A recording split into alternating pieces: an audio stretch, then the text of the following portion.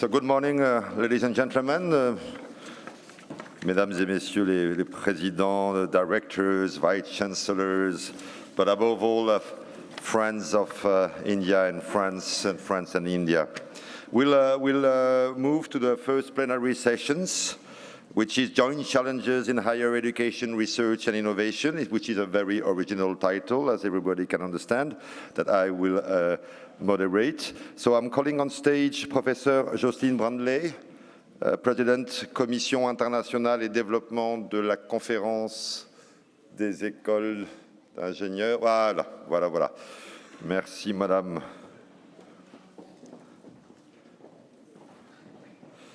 Mrs. Béatrice Kayat, Director General, Campus France. Mr. Arvind Bajaj, Director Big Data and Security, Atos. Professor Suhas Pandekar, Vice-Chancellor, Bombay University. And Pradeep, if I can ask you to come back. And we'll have a very Indian moment, which will be a very well-rounded conversation. Okay. Because we decided that this year we need to talk. So there are some mics, and I do hope they're working. Yes, they're working. So as you can see, you have here representatives of the actors of the partnership. You are all, of course, actors of the partnerships, but we need some support of either very strong institutions, such as, for instance, the biggest, if I'm not mistaken, university in France and India, which is the Bombay University, with more, I think, than 9 lakh students, Vice-Chancellor. Professor Mathur is also the focal point for the partnership between India and France, so he's not sitting here only as being the director of IT indoor, but as someone who has responsibilities for the whole partnership. As our Indian friends might know, there are in France 3 large conferences representing the 3 main fields, one of which is the one covering, if I say roughly, et j'espère que vous me pardonnerez, Madame la Présidente, what we call the engineering schools. There is a very special tool which is tremendously helpful and will be ever more helpful in the following years, which is the agency Campus France, which is responsible worldwide for developing as many mobility schemes. But when you work on mobility schemes, you do work on many other things. And of course, everything that we do, we also do because we're thinking about the purpose of training young talents or developing new research schemes. And this is why the enterprises have, of course, a key role to play. It's not, as I've heard before, that you're working for the companies or that the companies are working for the academic institution. It's because both of us are working together. So thank you very much. So we'll go through, without no protocolary issue at all, I'll go through the alphabet, which is the best way to go. And I'll start with the letter A, which seems to make sense, and A as attractivity. So Beatrice, dear General Director, our Minister and our Ambassador just recently said that there is that new policy for attractivity launch recently. I think you brought some examples with you. Could you tell us how could India benefit of this new policy, and specifically how the Indian establishment and institutions here could benefit from your support? Yes, first of all, thank you very much, Bertrand, for this very wonderful Knowledge Summit, 2nd edition. Thank you very much to all the participants, Indian and French universities and actors. As you said, Bertrand, the Prime Minister last November launched a new strategy for attracting students in France, international students, and as the ministry said, we want to attract 500,000 international students by 2027. So what are the key ingredients of this attractivity strategy? First of all, maybe I'll start with the image behind you. I don't know if you can see it, but we started a first big information campaign, communication campaign, and it's based on alumni. And of course, since we want to attract more Indian students, well, the figures, you know, it always depends, but more or less we receive 10,000 Indian students in French, which has doubled, I must say, thanks to the efforts of the French Embassy and Bertrand offices and services, which is true. We have to and the team. We are yes, nobody without. Yeah, of course, it's a team, but we can see that there is a big effort. And so today we have 10,000 Indian students in France, but it's not enough. And also, you know, there are more in schools, so business schools mainly, engineer schools too. Not enough doctors, so if we want to interact also with science, we have to attract more doctors to France. And also, since it's always with reciprocities, we have to send also more French students to India. And all the agreements we have signed, they also are in this, they are going into this effort. So just in 2 words, so big communication campaign. We have the example of Pankaj, who has studied in a business school in Montpellier and in Dauphine, and now he has created his own business and he is a consultant. So this is an example. He's an alumni, he's happy to be in France, and we want more students from India in France. Then, as also the minister said, we have more courses in English. So in France, you can of course study in France, but you also can study in English, and as today, there are more than 1,525 programs taught in English in France. Then, also, we want to give more scholarships to students coming to France, and more or less, Bertrand, you have to you tell me if I'm wrong, but there are around 500 scholarships available for Indian students coming to France. Cool. Then we are setting a label called Bienvenue in France to the universities and schools, and yesterday I was with Mrs. Brandley, so everything is fine if we are every day we meet. So yesterday she was at Campus France because we are developing a label called, as I say, Bienvenue in France, to set up the bar to a best hosting policy for international students. So more or less, this is what we are doing: more welcome desk, more housing, visa easier, alumni, information, life on campus, buddy systems, and work with the university themselves. So, thank you, Beatrice. I think that everybody can understand that France is even more mobilized around attractive more foreign students in general, and of course Indian students in particular. It is true that we've shift from approximately 3,000 Indian students in France in 2015 to, if everything goes well, 10,216 by the end of this year. It's a very precise prediction, but we all agree, and actually the President of France and the Prime Minister of India recently decided, when they met in Chantilly, 22nd of August, to go for 20,000 Indian students in France, which is also something that will require our capacity to develop more French students in India. And there, the figures are not that good, unfortunately. Business schools have done a lot, sending a lot of French students studying semesters or sometimes even more in India, but not other institutions. So since I'm lucky enough to have the president of the CDFI next to me, engineering schools are now developing a very strong strategy in India.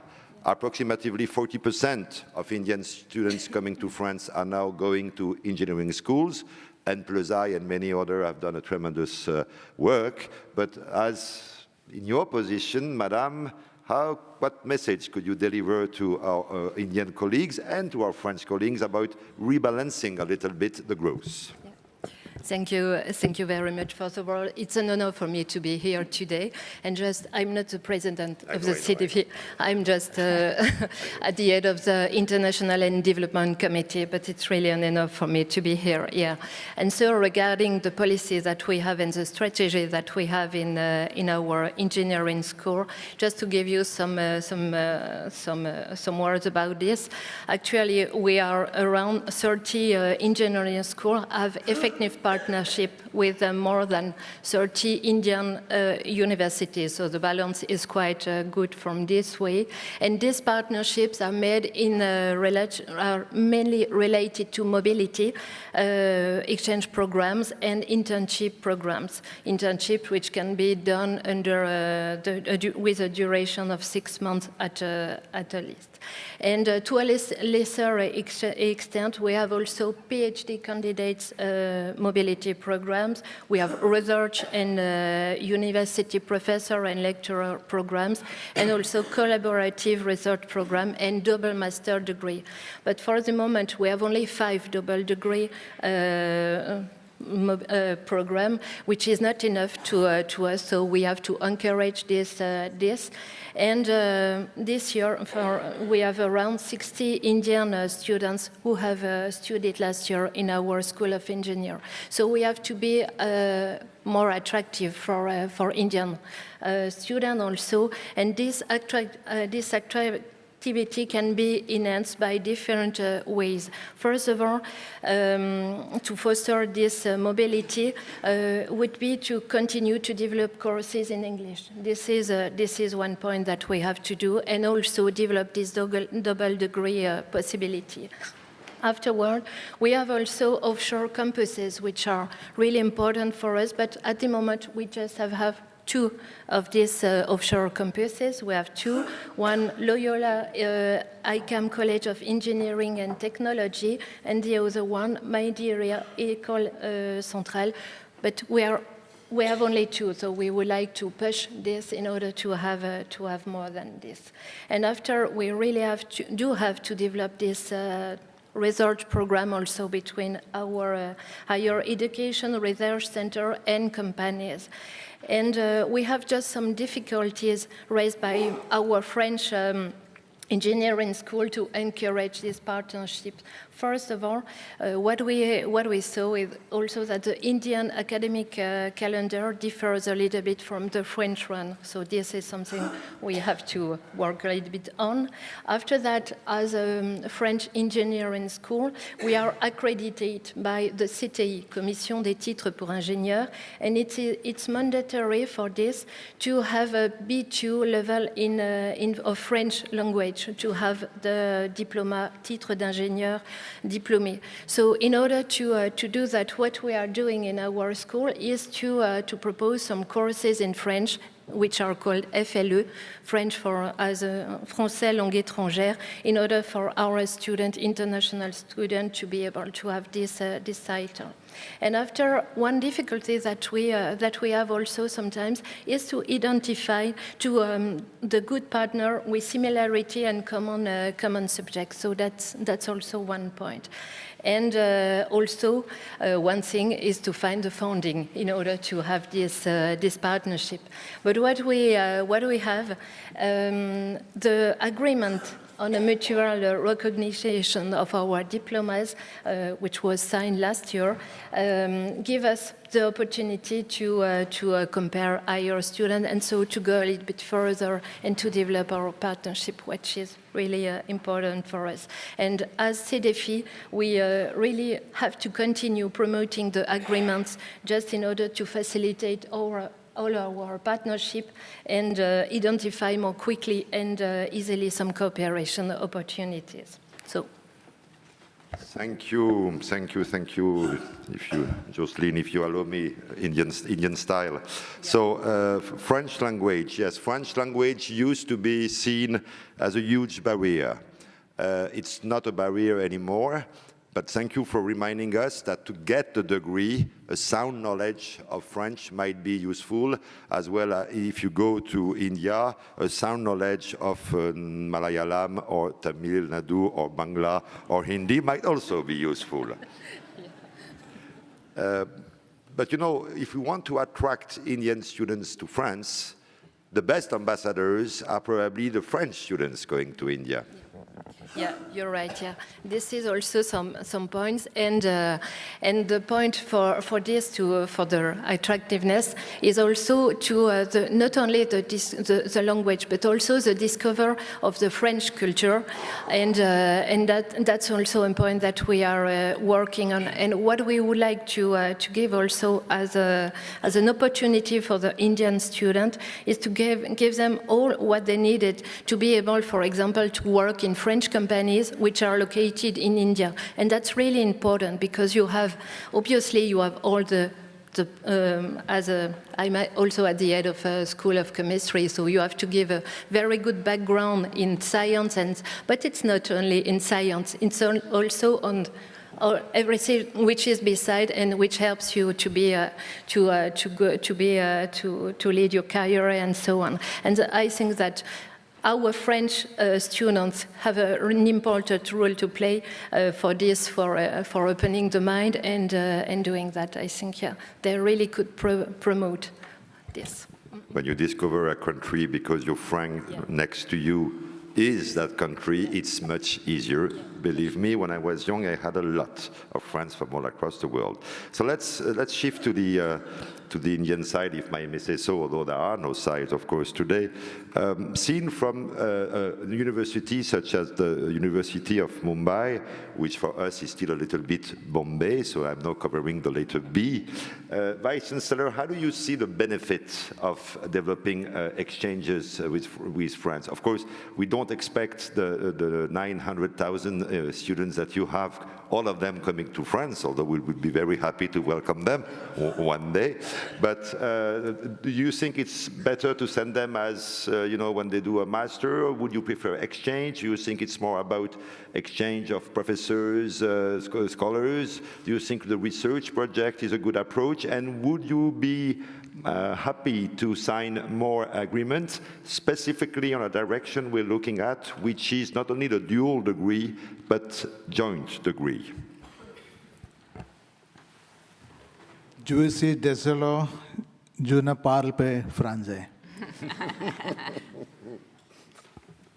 So, very happy to be part of this Knowledge Summit 2.0. Well, I'm representing probably one of the largest universities in our country with affiliated system and more than 800 colleges.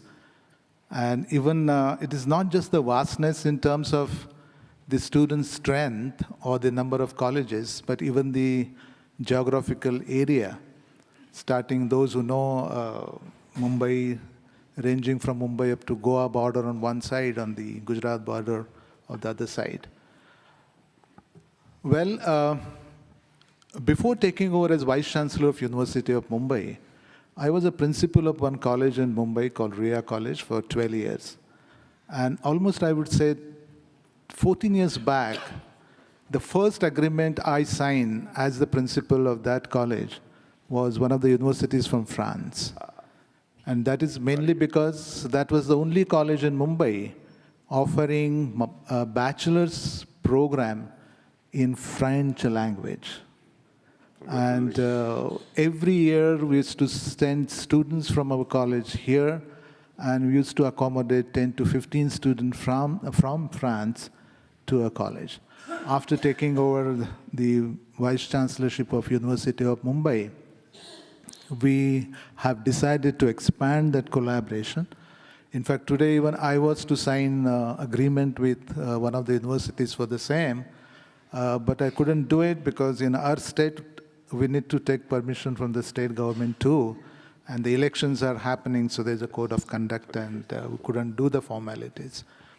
As far as University of Mumbai is concerned, my whole purpose of coming here to understand what are the areas where we can explore the possibilities.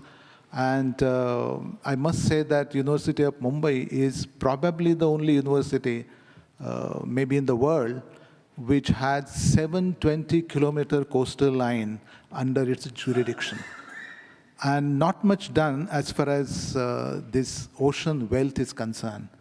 So we are looking forward to introduce program and research related to oceanography, underwater acoustic, the biodiversity under sea, and the blue economy. Yesterday and day before yesterday, we had wonderful interaction with the professor from the Bordeaux University, and some of them are carrying out research related to oceanography, so we would like to take it forward.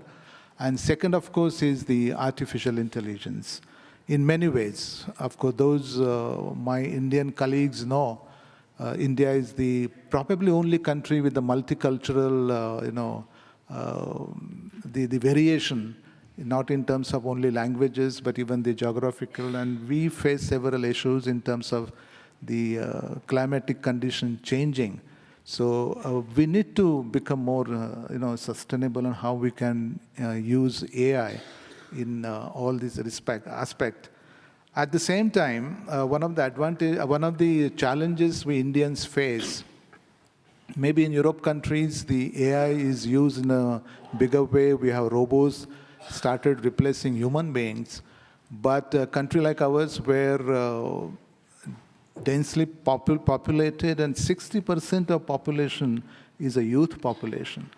So at present, I don't think we can think of the robots replacing human beings in India. Only we have to find a proper blending of this and preparing our students for the global challenges. And we all know that education is the only field which does not know boundaries. And we need to prepare our students for the global challenges. So in this respect, my intention of coming here to explore the proper partnership in terms of promoting the student exchange and also to introduce some of the program on AI. We face one more challenge, that is the lack of faculty with AI expertise. So whether we can explore even that possibility of visiting maybe Indian origin or French coming to India on a shorter visits, and also can we explore the possibility of training the trainers, how our faculty could be prepared for the challenges in AI in this regard. So there are several, interest, but as we move forward, I think something will materialize definitely. Thank you very much. Thank you, Vice Chancellor. So let's go on a little bit. Let's go on a bit deeper. If I understand correctly, which sometimes might happen, you are willing to find in France partners, either to develop something which is already a forte, which is, for instance, the marine sciences, or to develop something that actually both countries, a challenge that both countries have to face together, which is artificial intelligence. Well, some people say there is nothing intelligent about artificial intelligence. It's just the use of big data or small data. But it's true that France also has to face a challenge. So for instance, specifically for the engineering schools, but also for many business schools today and universities departments, developing the training of the tomorrow's teachers is a huge challenge. So this is where we had a very good discussion the other day at MHRD's office in New Delhi, where I go very regularly for my sake. And we started thinking about developing an agreement between India and France about a joint degree. As you know, the government of India, or maybe you don't know that, the government of India allows some institutions to sign joint degree with foreign institutions, but it's still an exception. So since artificial intelligence is at the forefront of the Indo-French agenda, approved at the highest level, could we envisage an Indo-French kind of roadmap and that might lead to an agreement to a joint degree about training the trainers, like, for instance, between CDFI and, for instance, University of Mumbai, but maybe also other universities, IITs, maybe, or ISR, which might be interesting. Would you see that as a very good, positive perspective? Yes, definitely. And how would you like to fight for that? Well, as you said, double degree program, research and innovation, and the training of the trainers is one of the areas where currently, for example, University of Mumbai, the total faculty strength is nearly 9,000. And this is one area we need to explore that possibility there. And in fact, in addition to that, there are some more aspects in, and what I realize the strength you have here is the area in cosmetic development, and that is the field. So the training program is another possibility we can think of, where the students may be spending 2 years there and 2 years here. That is one area where we can think of. And now, earlier the trend among students used to go to the countries where the English speaking, as you said, but that is changing now. The trend is also now more towards the European countries. And France and India, of course, has greater ties from so many years. So we will explore those possibilities here. Beatrice would like to react to that. Yes, It's a conversation. Just according to what you're saying, I just wanted to mention that it is a very special moment, since you know that in the United States, with a visa restriction policy, it's not a good country to go. She said it. Yeah, well, and then I think, of course, with the Brexit and Great Britain, it's not United Kingdom, it's not so obvious. So I think there is a real moment for France, and that's what we can see in the figures. You know, it's not by chance. It's just because we are working together that there are more Indian students coming to France. But also, it's a special moment, and we want to take advantage of this moment. So I wanted to mention this. And also, I wanted to mention, since we spoke about companies and the links between companies, and when you are a student, you want to, employability is very important. I just wanted to mention that France is the first European investor in India, and second in terms of employability. So this is very important. If you study in France, you'll find a job, no problem. And then also, French language is widely spread in India, since there are more than 300,000 pupils in primary and secondary schools, and more than 60,000 university students who are learning French. But also, I think what is important, I'm sorry, just a second, there are different forms of discovering France. You know, there are more and more Indian tourists in France. We are more than 1 million today, and I think we are expecting more than 3 million by 2022. Sorry. So more tourists. You can also come to France just for an exchange, as she said, for internship. You can do. We developed products called French and Science. You come for 3 weeks. You learn French, and you discover French science in many scientific fields.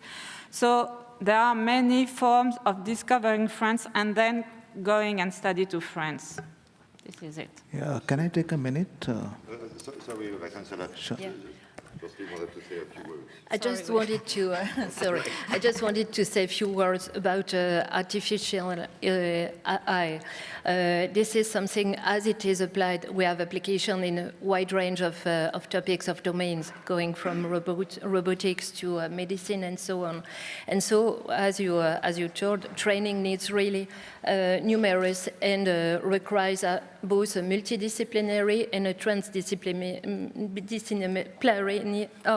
it's difficult to say, transdisciplinary approach. And as a French engineering school, we have been requested to meet all these needs, and not only in France, but also for developing collaboration with other countries. So I said this would really be a good point to find ways to collaborate with you, and not only to develop some courses specific on AI, but also to adapt and enhance our existing courses in order to include AI. This is something that we really have to do.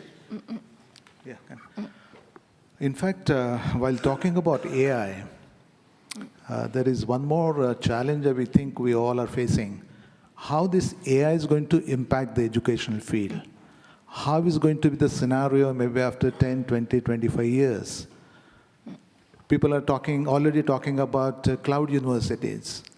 So whether the physical teachers are going to be replaced or not, or going to be more of online courses and online, or maybe with the blending of few physical contact lectures. So that is equally important to understand how AI is going to bring in a lot of changes in the field of higher education, because we are now at present living in a disruptive era, and disrupt or get disrupted. So considering that, in the impact of AI even in higher education, is we all globally need to understand when we are talking about the student exchange, teacher exchange, or collaborations between universities across the border. Thank you very much. Thank you. Talking about artificial intelligence, since we have the great chance to have next sitting amongst us the Atos representative. Actually, there are two Atos representatives. Atos has recently developed very dynamically its activities in India. So, Arvind Bajaj, from the perspective of Atos, French company, but a very Indian French company, if I may say so, what are your thoughts about all that, and how do you see yourself contributing and benefiting from these growing partnerships on that specific field? Thank you, Bertrand. It's wonderful to be here in this great institution, and thank you for having us here. I will answer your question in two parts, perhaps. So first, what do we do and what do we contribute towards research? And I will use the word research as a broader topic than just academic. So, you have so many researchers and representatives of academic institutions over here. What's one thing that most of these guys look for when they're doing their work? Is modern platform for simulation. Because today you cannot do any kind of research without any numeric simulation, whether it's in the field of applied sciences, quantum computing, or artificial intelligence. You need these wonderful platforms to do the simulation, numeric simulation. And as part of our agreement with the Government of India, where we have been contracted, we are now manufacturing these very, very large supercomputers under the Make in India program within India. And we have now started deploying these machines in various research institutions, IITs. You mentioned ISR. There is one currently going on as we speak over there. And there are some more institutions which are coming up over there. And one of the areas that, of course, is an interest for everybody is artificial intelligence. And I will extend it to an upcoming field called quantum computing as well. Mm-hmm. And as you know, during the recent joint agreement between Prime Minister Modi and President Macron, this is one of the tracks which was inserted into the joint statement. We are approaching this topic slightly different compared to the discussions that we have had so far. And it's a new topic. It's a topic which is getting discovered, and we found it's also a topic where the youngsters are doing better than the gray-haired ones. So we did a small experiment last month, and we actually called a group of students from different universities. Actually, we ran a competition for a hackathon. Mm-hmm. And we had 400 students from Indian research community who participated in this, and some industry participants as well. And then we went through a multiple stages of selection process, and then we put them together into one room, the final 11 team or 12 teams it were, and we got some French researchers into India to do the mentorship. Mm-hmm. And of course, the problems was selected from by CDAC, the Center for Development of Advanced Computing, based on real, actual problem statements that we see on the ground. And it was wonderful to see how very, very young students, second year, third year engineering students outperform actually the PhD students and the industry people. And in fact, the first three winning teams were all second and third year engineering students. And again, it shows that if we give them the right platform, give them the right tools, and bring the right mentorship, mm-hmm. I think that creates a wonderful environment. We are now going to extend this next year to quantum computing. And again, we will get a lot of colleagues from France into India. And a very, very, very, very large-scale hackathon on artificial intelligence, which will be probably one of the largest ones you will ever see run anywhere, which will be done in first half or second half of the year. So again, the idea is rather than just do an academic or a theoretical exercise, give them the platforms, give them the mentorship, and create the community. And this is where we are contributing as an industry from. Thank you very much, Alvin. But if I understood you correctly, you're perfectly right, saying that, I mean, we treat here at the Knowledge Summit what we call artificial intelligence and maths as one topic of joint research, joint training. But it's also something that will be applied in each and every field. Absolutely. In agriculture and agribusiness, of course in aerospace, in marine sciences as well, in transformation of natural products, in urban planning and smart cities. We need that everywhere. So I think companies like Atos, extremely active all around the world, extremely active in India, a capacity to reach to the higher education and research community is an asset. And I'm pretty sure that Atos will be happy, but I would like to have your confirmation to extend its partnerships, because of course it will benefit from this partnership, to some of the alliances or the very flexible consortia we're trying to build here, saying that, you know, we need people to master the technology of algorithm and coding in those various topics. Absolutely. So you mentioned a few areas, and maybe I'll share some projects that we are working on. So one of the projects that was mentioned during the joint statement, if you read it carefully, is applying simulation techniques and machine learning to areas which is very, very new in India, and an area which has a huge societal impact is the flooding of the rivers during monsoon. Mm-hmm. You know, annually we have many rivers which get flooded, and we have loss of life and loss of economy and great damage to the country as a whole. So we are now applying and getting some French scientists to India and applying this simulation techniques to forecasting ahead of time the river floods. And this will be applied as a first pilot to the Mahanadi River, which is on the Orissa coast. And we will be extending from there into the other areas. Suhas mentioned about oceanography. So we are working with Indian Institute of Tropical Meteorology. We are working with other institutions to do the weather forecasting. And of course, oceanography plays a very, very critical role in doing the ground level weather forecasting. You mentioned agriculture, so we are very, very involved under the National Supercomputing Mission with a couple of agriculture research institutions, NABI and ICAR. I don't know if there's anybody from there over here, which is specifically focused on those topics. Or we are even doing artificial intelligence applied to cyber security, applied to smart cities, safe cities. So there's a very specific program being run in Delhi now for safe city under the Nirbhaya Fund. Again, my Indian friends would know about this issue. And that's where the artificial intelligence is being applied by us for some projects. So there are very specific societal cases as well where we are participating, and I welcome participants to join us in these programs, because I'm quite sure there is a lot of things that we can learn from you all in this process. Thank you very much.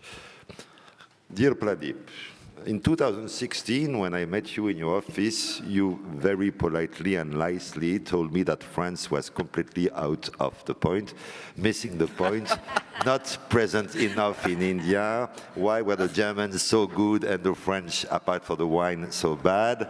And you were perfectly true. Actually. So thanks to you, we started really developing as many things as possible, using the assets we had, the business school connection with India, and developing new fields. Now, we are in 2019, almost at the end. You've been, as you told us last year, developing the Spark program, which is one of many, many other examples. But as the head of IIT Indore, as the responsibility, I mean, the one carrying the responsibility I marginally entrust you with, what could you tell us about what should be the next phase with IA or without IA? Well, thank you, Bertrand. It's a pleasure to be here. Knowledge Summit #2 being conducted in France. Wonderful university, fantastic hall here. You know, there were some comments made about AI possibly replacing teachers physically. I think that would be a disaster. Which student would not love to sit in a lecture hall such as this? In fact, I just wonder if, can you hear me without the microphone? See? That's the acoustics here. Fantastic, you know. Absolutely. I think, Can you hear me? Yes, we can. I mean, Bertrand, of course, doesn't need a mic anywhere. But, anyway, just coming to the topic, you know, challenges in higher education. Actually, I look at it in a different way. These are times of great opportunities for interacting across borders in education and research. The world has become so much smaller. One is able to speak to people halfway across the world and, you know, conduct meetings and seminars and so on and so forth. The other thing which we should remember is how, especially in scientific research, the world has moved. A lot of the frontline significant work is now not only multidisciplinary, but also international. If you look at the best papers which come out in the best journals, they would have authors, not just from one laboratory, but from several laboratories across different departments, and very often from different countries. It's just a manifestation of where the world is moving. And these are just the opportunities, you know, which exist for India and France. In fact, the challenge would be if we do not wake up to it, we would actually lose a very great opportunity. You know, it's wonderful to have a lot of MOUs signed, but really what is more important is to now follow it up with some great joint work in research in particular, joint publications, and really push the frontiers of knowledge and science. Now, how do we do this? Yes, Bertrand, you're right. I mean, IIT Indore is fortunate in being one of the new IITs. We have adopted all the good policies which have been bestowed upon the IIT system. But also, we've had the opportunity to do a little bit of fine-tuning, try and improve the system. And at IIT Indore, our logo is, we are different. We want to be different. And one of the ways in which we feel we should be different and must be different is in the area of interaction with others. For example, I think you talked about the academic calendars mismatch between French and Indian institutions. So we have been able to sort of make that very flexible, such that if we do have dual degree programs, joint degree programs, we would be able to host French students into IIT Indore. And likewise, our students would be able to come into French universities for a semester, 2 semesters, and we could seriously look into the joint degree. In fact, recently, we have just finalized an agreement with Uppsala in Sweden, which also required a lot of work, but the point is, it has been done. And I think it is possible with French institutions as well. Much better. Absolutely. But at IIT Indore, we can do that. And one of the reasons we can do that is we are very flexible with the courses which need to be cleared in particular years. We're very flexible with that. The other thing we have done at IIT Indore is increased the component for experimental training. So traditionally, in the Indian institutions, universities, the period given for internship is rather small. What we have done is we've compressed the 8th semester of teaching into 7 semesters, and in the final year, with the summer vacations included, our students get about 8 months to engage in a long-term, fairly long-term research project. Now, during this period, our students can engage with industry and other institutions, both nationally as well as internationally.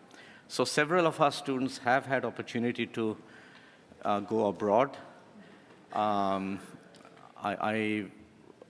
do not remember, or I do not wish to say how many have come to France in that, but let's just say I do not remember.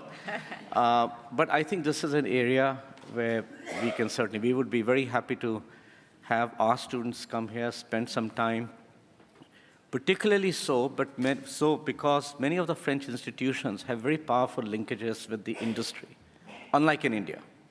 In India, we suffer from that. Industry-academia linkage in India is absolutely depressing. However, our students are very strong in the fundamentals, the theory. So I think this is where we can contribute. We can send very bright students to France and have them engaged in programs where there would be a significant industrial contribution in the projects.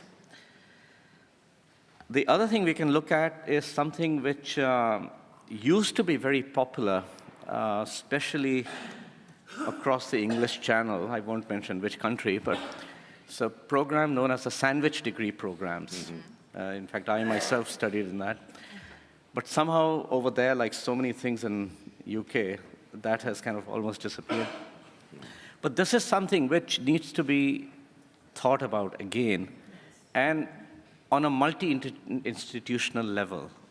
And again, from the Indian side, I can say for IIT Indore at least, what would be attractive would be the participation of the French industry. I'm talking of the French industry in France, in addition to, of course, the ones in India, where our students can come in. One successful program, but not much talked about, is, I think one of you mentioned, is the French tutor program. Right from the first year, we have hosted, I think, 3 or 4 French tutors. That's a wonderful scheme. Just hosting 1 or 2 French students has an impact on several hundred Indian students, because the program is such that the students stay with the students in the students' hall of residence, interact with them. They teach the French language. So we've been teaching French language as one of our courses since inception. About 20 to 40 students take the basic course in France every year. That is something, again, from the Indian side, I think should be encouraged and promoted further. Just coming to SPARC. SPARC is a scheme for promotion of academic and research collaboration, recently launched by the Government of India. This is a follow-up to 2 other schemes, the Gyan and the Vajra, very, very successful. Through those schemes, we at IIT Indore have hosted several French professors, and so have the other Indian institutions. And that has led to identification of focused areas of further collaboration. So the Vajra was supposed to be a follow-up of Gyan, where longer duration projects could be identified and written down. And SPARC is a further follow-up of that. Now, the only condition which the government of India has imposed on SPARC is that the foreign institution must be ranked in the top 500 international rankings. I think the government is using the Shanghai rankings for the purpose. And unfortunately, the way the setup of the French system in several places is such that last 2 days I was in Toulouse, the University of Toulouse, and fantastic institutes. But each of those is kind of recognized independently, not as part of the university. So they don't feature in the rankings. My colleagues and I are working very closely with the Government of India to try and get them to change the parameters for accepting the French institutions. But I would urge from the French side also, please put in an effort with the Indian government in particular to try and have the system changed to accommodate more. Just very quickly, a couple of more things.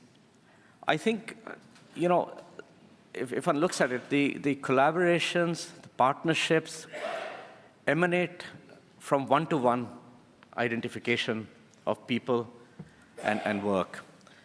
And I think the way to do that is to have more funding available for conducting joint workshops, maybe not too large, but more in number, where people meet and possible identification of focused areas can be generated, which would then lead to further interaction, exchange of students from within those groups, and then finally the undergraduate students as well.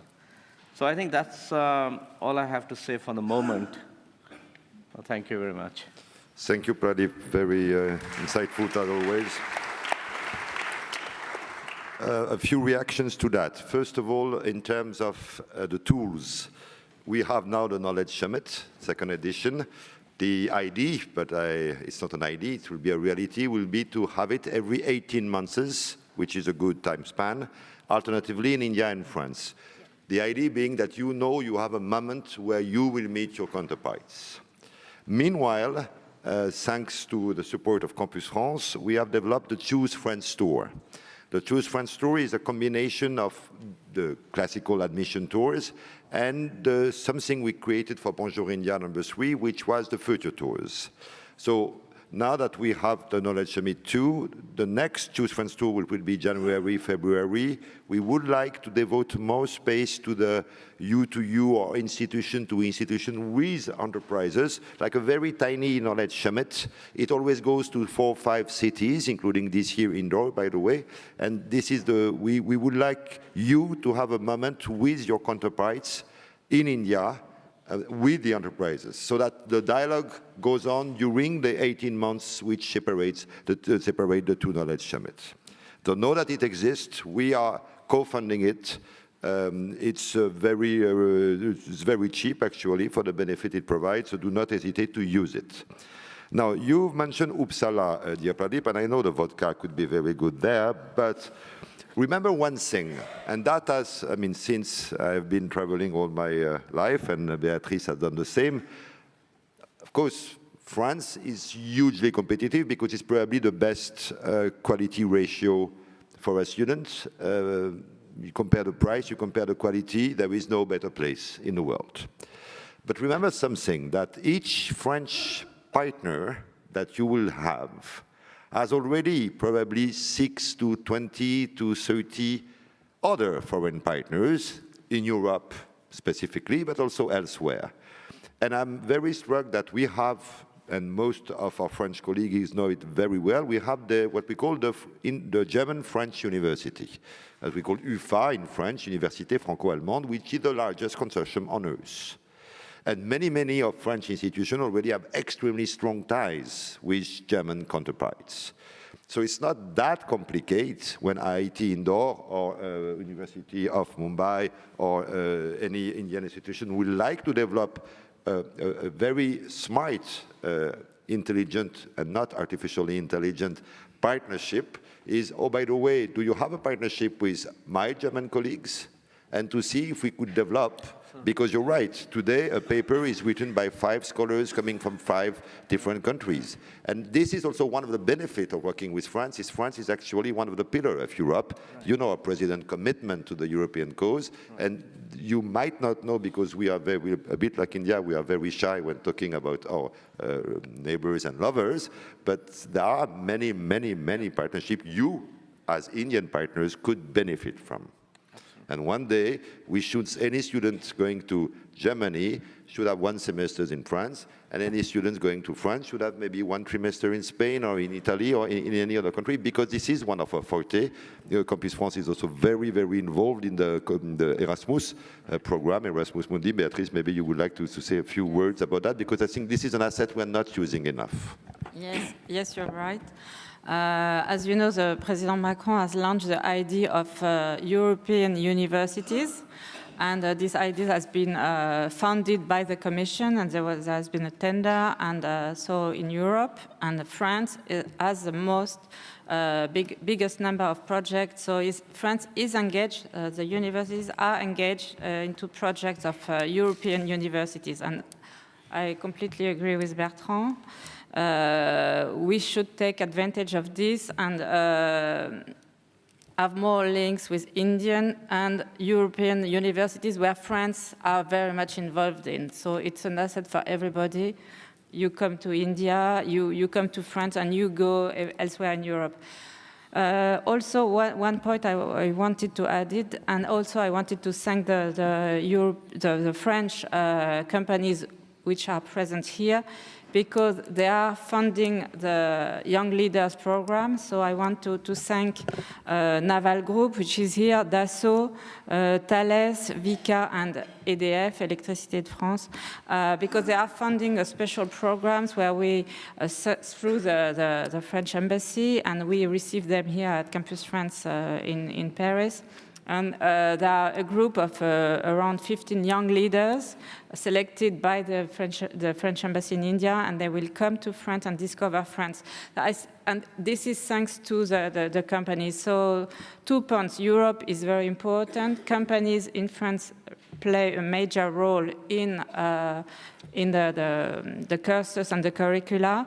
And also, I just want to say, there are plenty of weddings in France, and we see a lot of films, Indian films drawn in France. There are weddings in Paris. France is a place which is very agreeable to, there is a French lifestyle, it's famous. It's also a key point. We have to enjoy this. I mean, the life in France is sweet. I mean, I don't know what to say. It's come to France, you say, it's very nice. As sweet as a goulash. So before moving to the next very intense moment, any questions from the audience? But please, questions. Not a long speech about how good your institution is, because we probably already know it. Any question to the distinguished 5 panelists we have? There is one mic here. Shefali, maybe we can circulate the mic. Yes, sir. India showing the example as always. Hello, everyone. I am Jitendra. Currently, I am working with Renault Group as a software engineer. I came to France in 2015 to study master. So after master, my simple question is that challenges to get internship or the job here is still the language. I studied language very hard, and anyhow I managed to get the level. Then I get the internship, and then I got the work.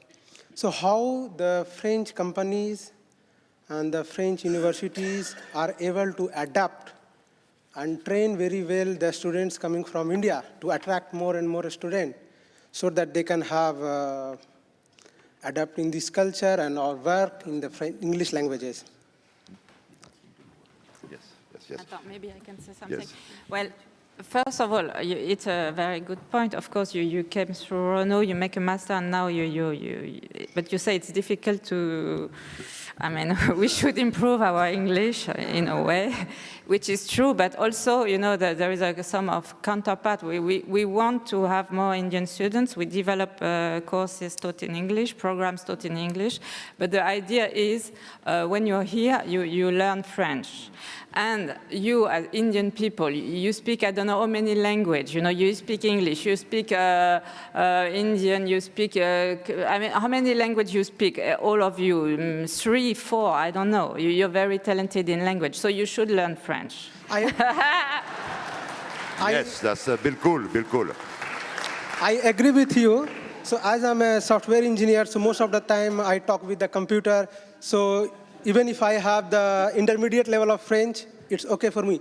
The students who are coming here for master in the business and management, even if they know the intermediate level of French, it's a big challenge for them to get the internship. Yes. Because when You're totally right. So actually, today, 2019, what can your successor can do?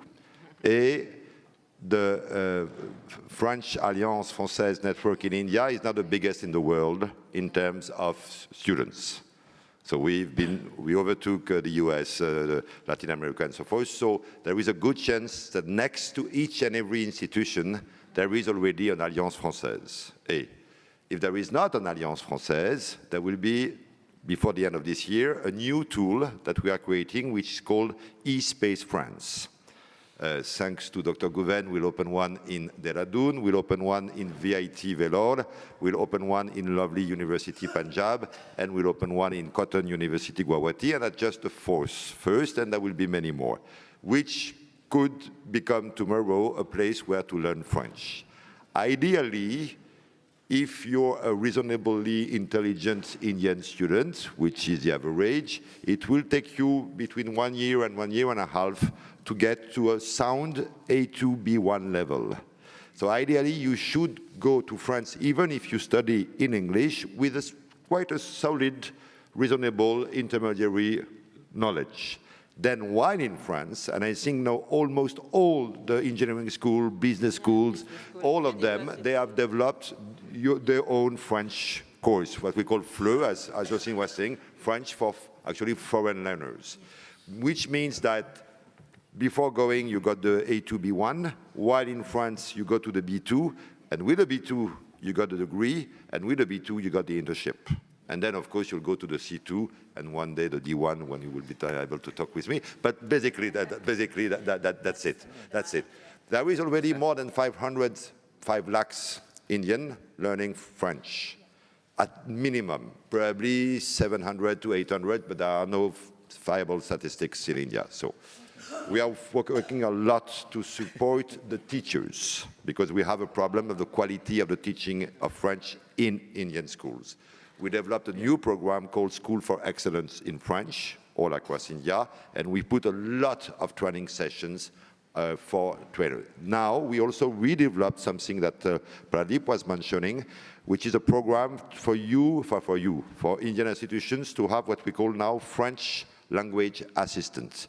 They are not teachers, they are not trained to be teachers, and I'm calling all the French institutions to send me, like ENS Lyon did, for instance, a few years ago at ISR Pune, to send me 2 or 3 of your students who will spend, like 1 semester, ideally 2 semesters, in an Indian institution, just to share. It's for them a fantastic experience to be able to first-handly discover India, because my dear French friends, 1 student in the world out of 4 is Indian. 1 youth in the planet out of 4 is Indian. So whatever the future of the world, it won't be a future without India. So to give our French young people the opportunity to discover firstly that is an incredible opportunity. And if I will 19, I will be fighting for my parents to be able to spend 1 year wherever in India. Because that's the place, Merci beaucoup. C'était plaisir. Actually, if I can just add something, the Alliance Française is a very, very powerful tool. We have benefited IT. Now, whenever we have sent students here for short term or longer term, we ensure that the student has enough French knowledge to land at Charles de Gaulle, take a train to their place, go to the residence, and manage, at least that's the basic, whichever level it is, it doesn't matter. But the point is, nobody should come and pick the student up on their own. And there was another question, and then we'll move to the next moment. So the mic, there is a question on the left, and then there will be a question on the right. It looks like the parliament. Good morning, everyone. I have a small question regarding the visa process, because I am facing difficulty to get working India visa, and my Indian friend is also struggling to get a French visa. There is a heavy procedure, lot of condition. So is there any agreement who make it easier, more accessible? Yes, that's my question. So, thank you very much. As we say in Indian, in Hindi, Ghabraye mat. First, as we also say in Hindi, there is panga everywhere. And specifically when you're trying to get a visa.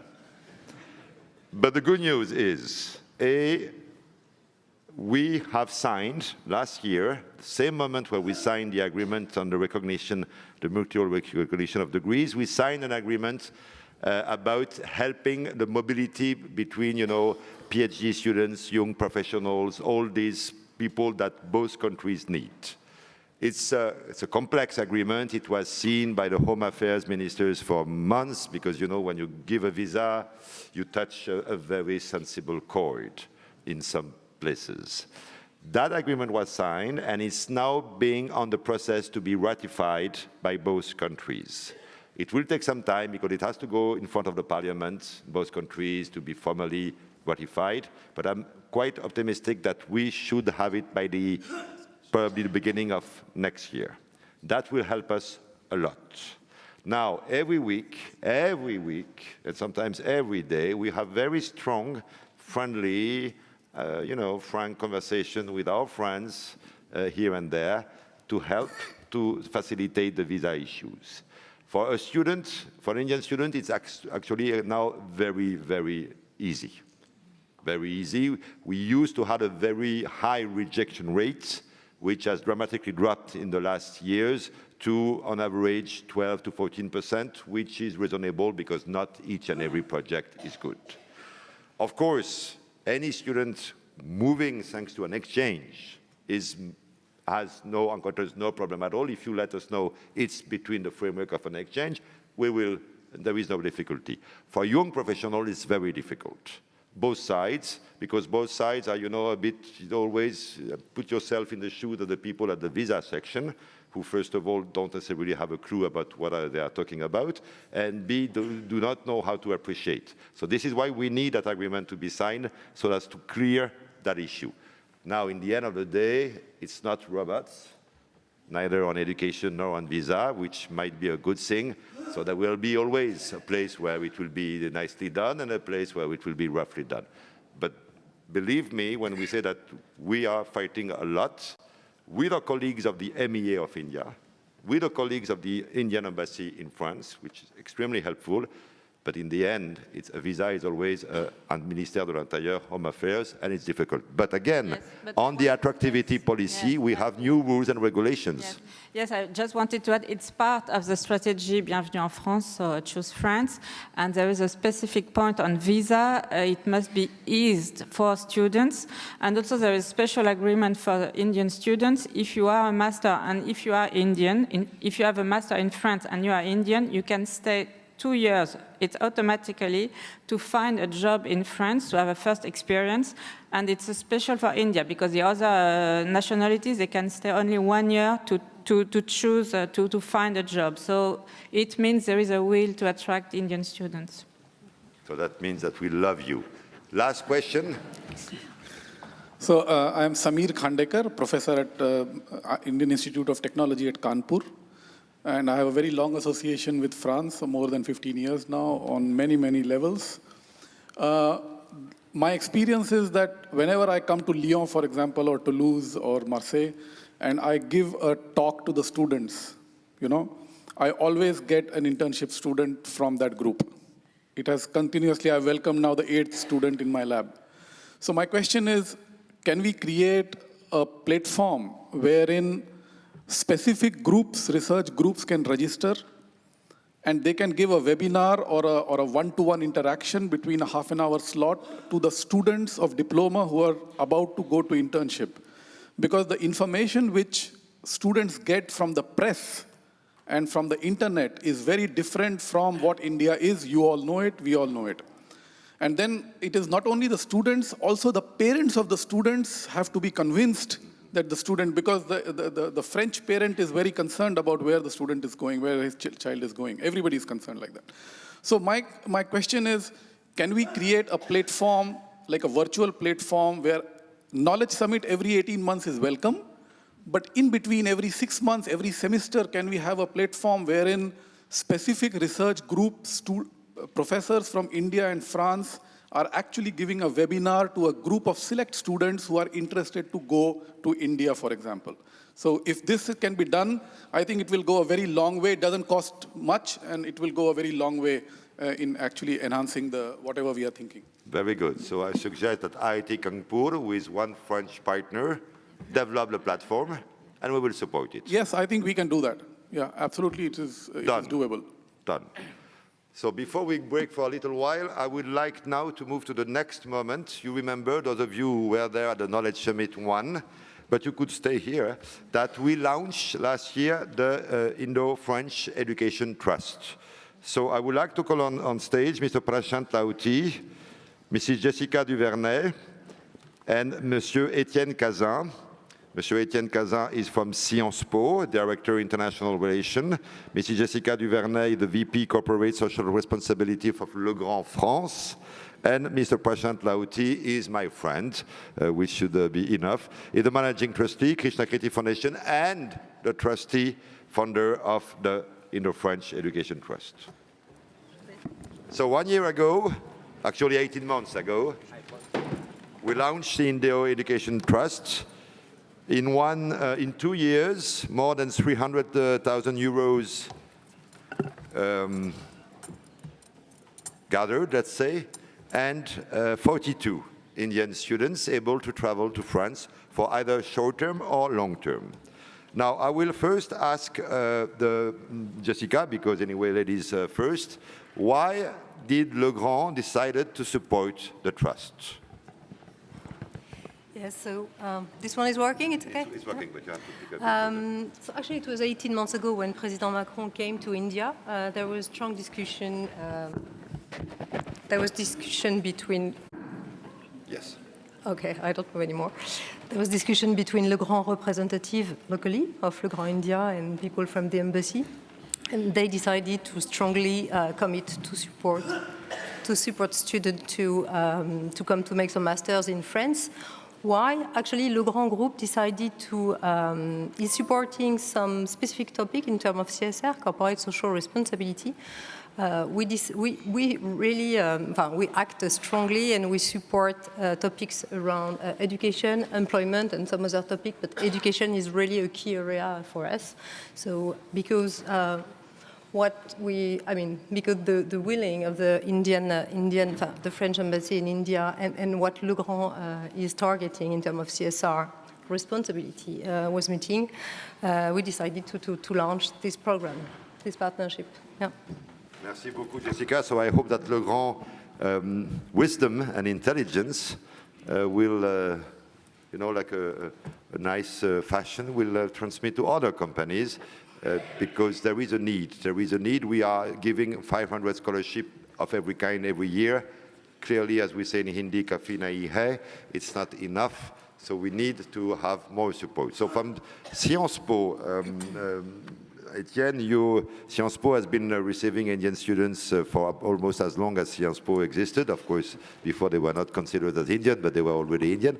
What is the benefit for you of such a scheme? Thank you, Bertrand. First of all, thank you very much for having us invited here today. So thanks to the French Embassy. I'm very happy because I'm new to this job, actually, to be here on behalf of Sciences Po. Well, as you said, we have quite a strong tradition of welcoming Indian students, but it's more and more the case in the last few years. Just to give you a few figures, we had just this year 24% more applications from India. We have right now in Sciences Po 240 students, including 30 in exchange programs.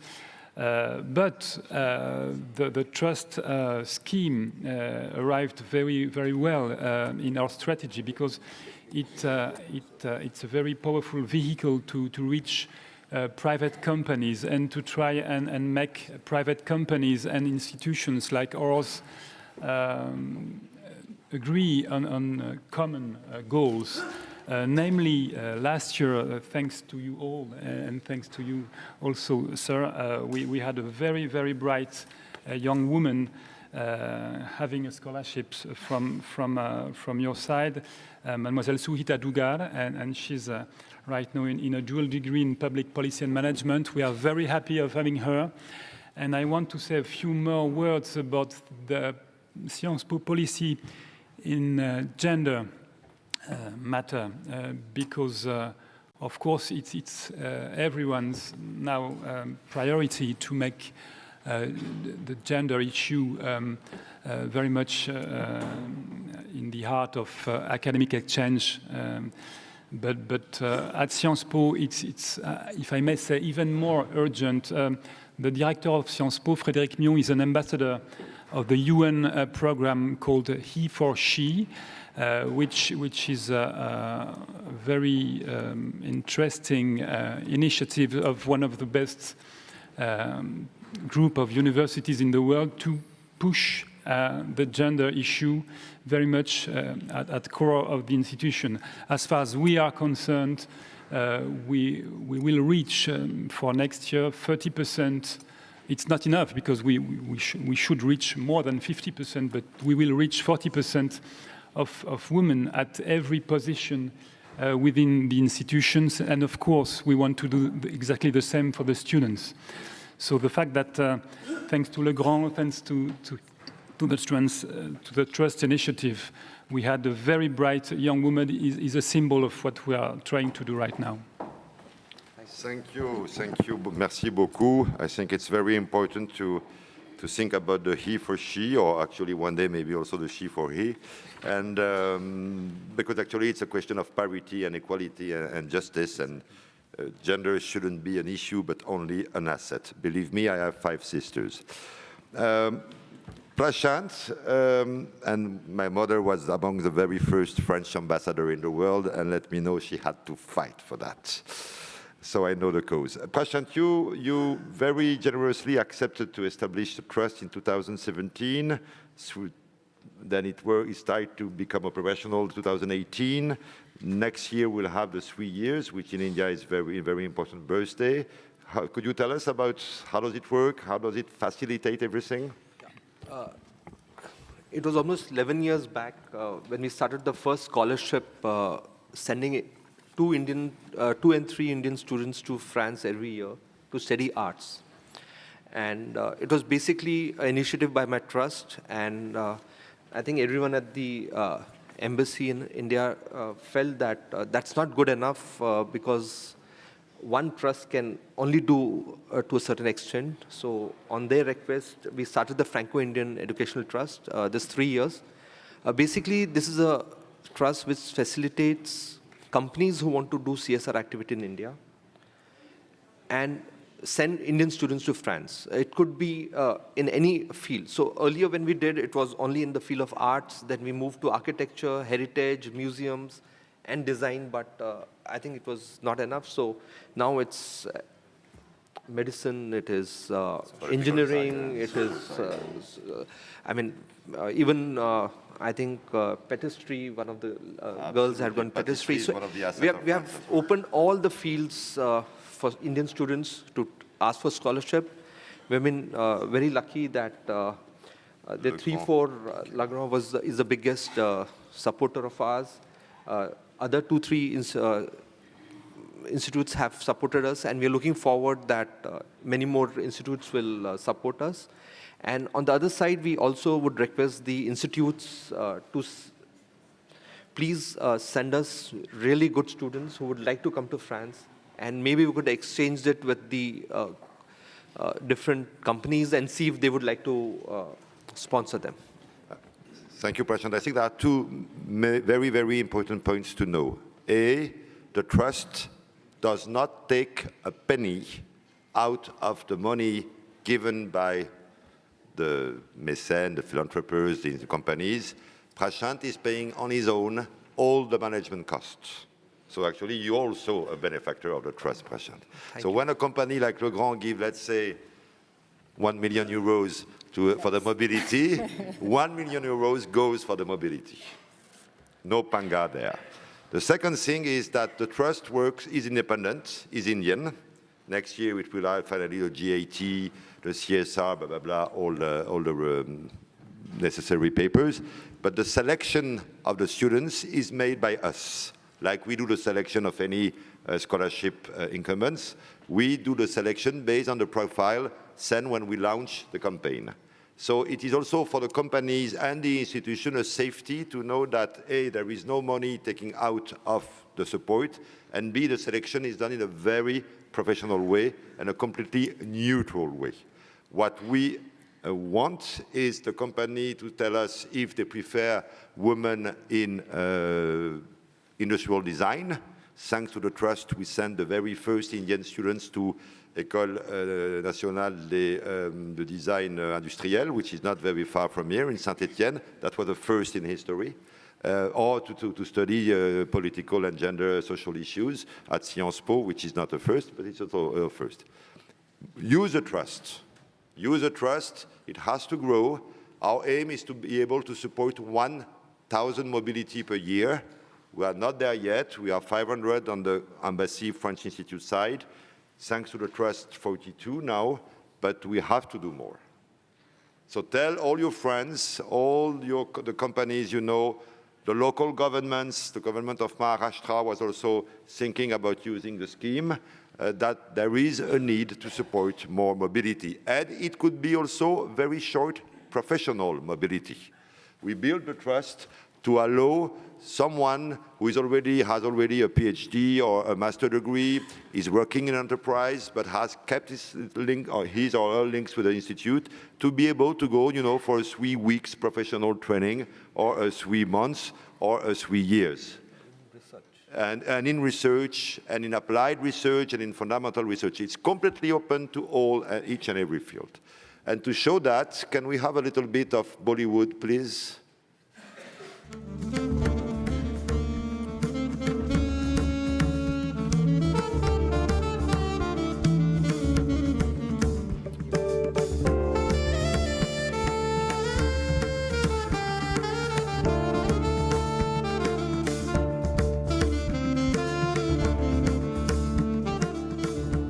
I will be traveling to Paris to commence my master's in public policy and management at Sciences Po Paris. I chose Sciences Po after a lot of research and deliberation, and I understood that it's one of the best universities not only in Europe but also in the world. The Franco-Indian Trust sponsors scholarships that increase Sciences Po's ability to attract excellent students from diverse social, economic and geographical backgrounds. This framework helps us achieve the goals of academic excellence and diversity that are at the core of the educational mission of Sciences Po. We've got in India, we've got quite a fair big organization with more than 6,000 people. And every day, our people are obviously in contact with the rest of the organization of the group. So we are an Indian company, but in fact, everybody is interacting with our colleagues from all over the world. So we need to have in our whole organization people who have an international exposure. Being in France, going to study in France with the sponsorship of one of the major companies of France, I think it's an amazing opportunity for them. I would like to thank the French Embassy and the Franco-Indian Education Trust and also Le Grand for giving this incredible opportunity to all of us to study and pursue our academic interest in France. This scholarship will be really helpful. It will encourage us to give our utmost focused attention to the studies. We are happy with the fact that we are participating to this global effort, and we hope, globally, that we will have some benefits of that. But it's not sure at 100%, but it's also part of the beauty of what we call the corporate social responsibility, because you don't do it only to get results, you do it also because it's close to what you want to demonstrate to your employees, what you want to demonstrate to your market, what you want to demonstrate, the way you want to present, and what you are really. It has to be close to our gene, to our DNA. I think that French education system for a long time has been quite close to the companies. So that means we are very, very pragmatic. That's also why, as a company as well, we consider that we need to be involved in the effort of education. It's part of our duty. I went to France for an exchange program for industrial design because I was very interested in that particular school that I went to, and I got the Amba Dalmia scholarship which funded my education over there. The scholarship was very helpful for me, not only because of the stipend that it gave me every month, but also it gave me a network of people that I could fall back on whenever I needed help when I was over there. I thought that Indian students should go in much larger numbers to France. Why should they confine themselves to English-speaking countries? That is a big loss. If I, as an individual, can do this, certainly companies which have large funds unutilized under corporate social responsibility, which the government insists on, what better investment into the future of our country, what better investment into the future of our young people, and we have so many young people, then helping them realize their potential, helping them with opportunities. It's one of the best ways I can think of for CSR to be used in education, because India's advantage is its youth. Let's play to our advantages.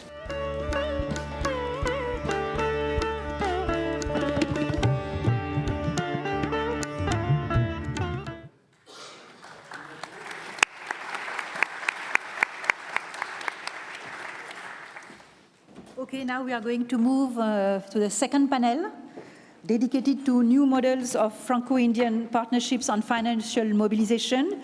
I will call Mr. Tawin Chtoui from Dean EM Lyon, Dr. Nicolas Fortune, Université Paris 1, Panthéon-Sorbonne, Dr. Purnima Rupal, Director CEFIPRA, Indo-French Center for Advanced Research, Dr. Nakita Vodjani, Head Europe on International Cooperation, the French National Research Agency, and Mr. Julien Henry, Head of Dassault Skill Academy, Dassault Aviation. Thank you for coming. So we have two women in the panel. It's not, we have a French movement, it is Pas sans elle. Yes, three with me, of course, but I think it's important.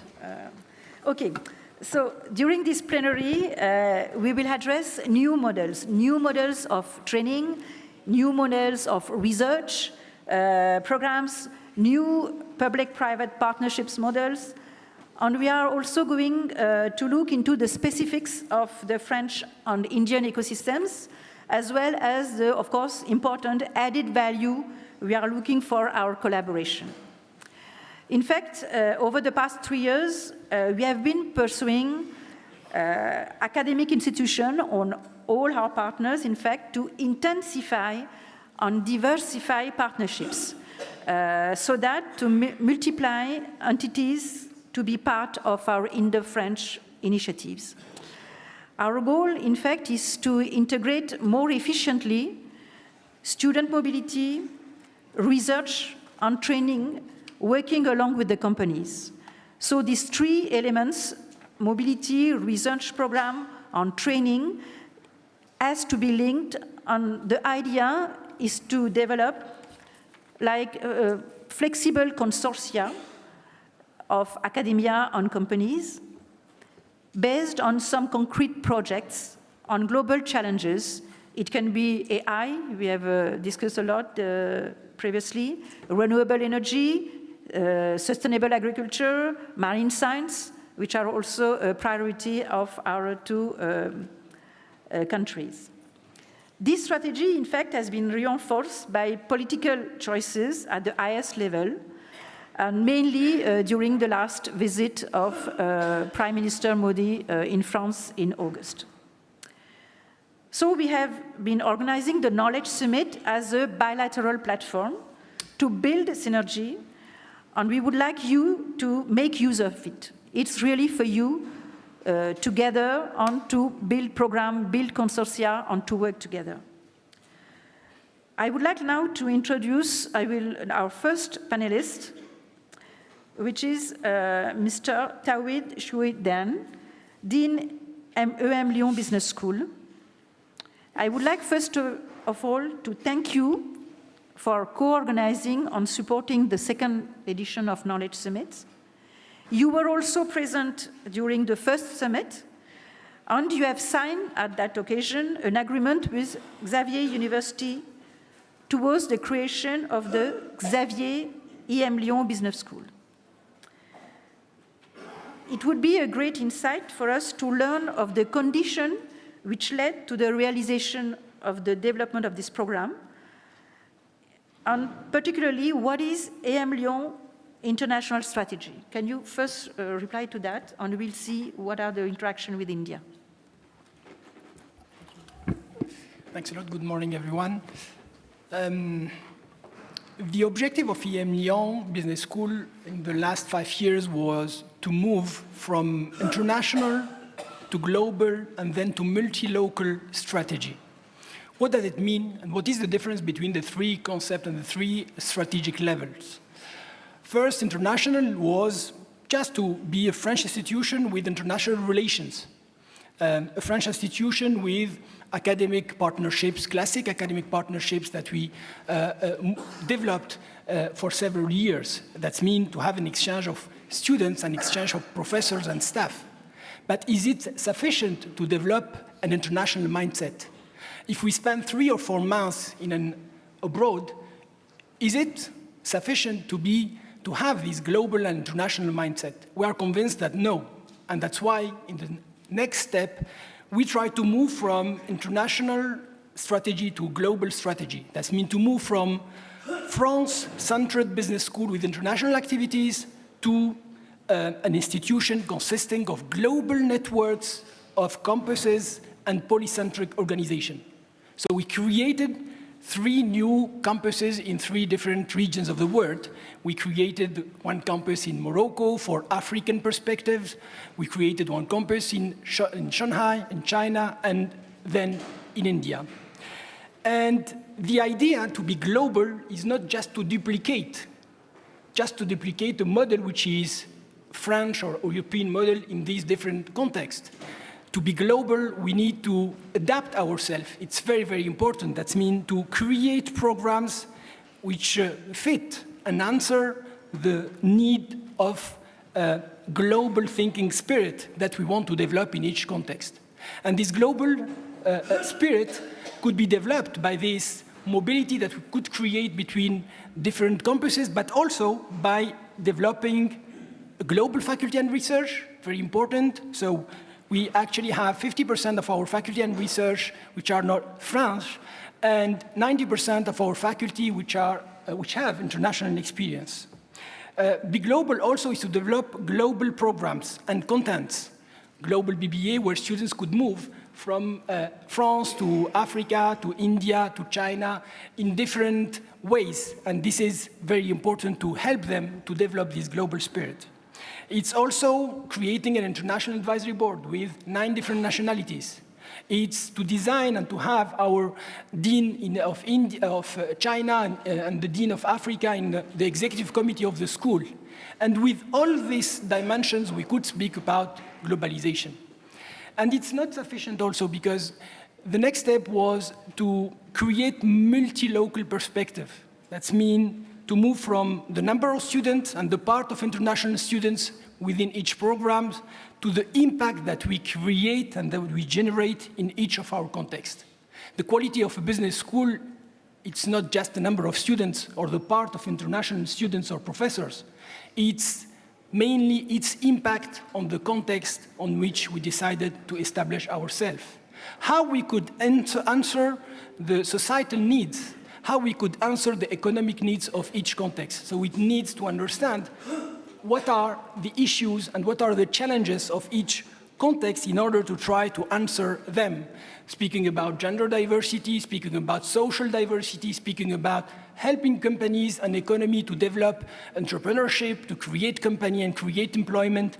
This is also the responsibility and the mission that we need to have in order to be multi-local. Multi-local need to be also have programs recognized by the local context. We have international programs recognized by accreditations, international accreditation, but it's not sufficient because we need to also play the game of the local context where we decide to establish ourselves. And it's very important because it creates this dimension of connection with our context. It needs also a collaborative approach. That you are not just coming to India or to China or Africa to duplicate and to say, this is how it works. The idea is to learn from each context. The idea is to work with the local actors, universities, companies, professional associations, and to co-create content and impact. The idea is also to share our expertise with local actors, because the challenge is very, very big in these emerging countries, and if we don't share our expertise and our experience as very well-known business school in the world, it's not interesting and we are not in a collaborative approach. The collaborative approach supposes also to move from single range of program to equal range of programs in each territory. to adapt our pedagogy and to adapt the content and to create corporate connections with local economy in order to give to our students in each context perspectives related to employability. And this is also, it's very, very important. So you have a campus in Shanghai, you have a campus in Casablanca. Why did you choose Bhubaneswar, on India first, on Bhubaneswar? So 3 elements. 2 of them was, we talked about already this morning. The first one, we have in India the 3rd most important number of students in the world today, and it will be by 2040 the 1st in the world. In the next 5 years, we will have 10 million additional students in India. It's very important, and we need to answer the need of these students in terms of qualitative higher education system. The second one, Mrs. Hayat have talked about that this morning also. The context in UK and United States, which are very attractive for Indian students today, could create an opportunity for Europe and France, and we became a very good alternative for Indian students. But there is a third element which is very, very important also, I think. If we have a look on the number of companies, French companies, which are in India. We have actually 550 French companies established in India with 1,000 localization in different regions of India. And in terms of foreign direct investment, we multiplied by 2 from 2013, the French investment in India, and by 4 from the financial crisis.